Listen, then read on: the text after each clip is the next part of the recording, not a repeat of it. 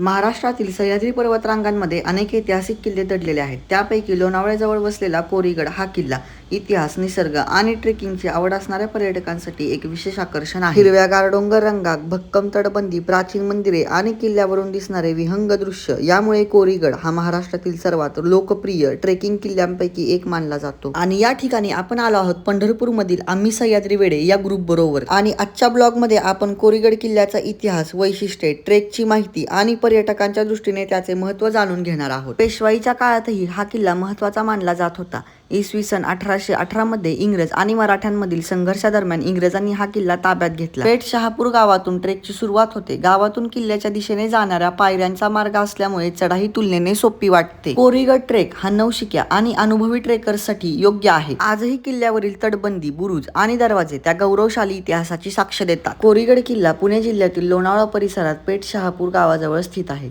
समुद्र सपाटीपासून सुमारे 923 मीटर उंचीवरती असलेला हा किल्ला सह्याद्रीच्या रम्य वातावरणात वसलेला आहे. किल्ल्यावर एक प्राचीन महादेव मंदिर देखील आहे. शांत वातावरणामुळे येथे काही वेळ निवांत घालवता येतो. किल्ल्यावरून आजूबाजूच्या डोंगर रांगा, दऱ्या आणि तलावांचे अप्रतिम दृश्य पाहायला मिळते.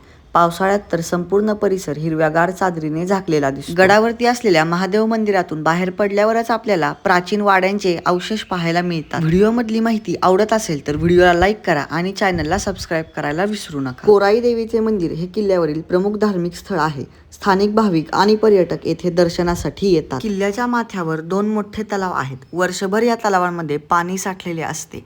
हे तलाव किल्ल्याच्या जलव्यवस्थापनेचे एक उत्कृष्ट उदाहरण मानले जातात. या किल्ल्याची खासियत म्हणजे त्याची जवळपास संपूर्ण शाबूत असलेली तटबंदी. पर्यटक संपूर्ण तटबंदीवरून फेरफटका मारू शकतात. तुम्हाला सुद्धा आमच्याबरोबर ट्रेक लायचा असेल तर खाली येणाऱ्या इन्स्टा पेजला फॉलो करा आणि अपकमिंग ट्रेकला DM करा.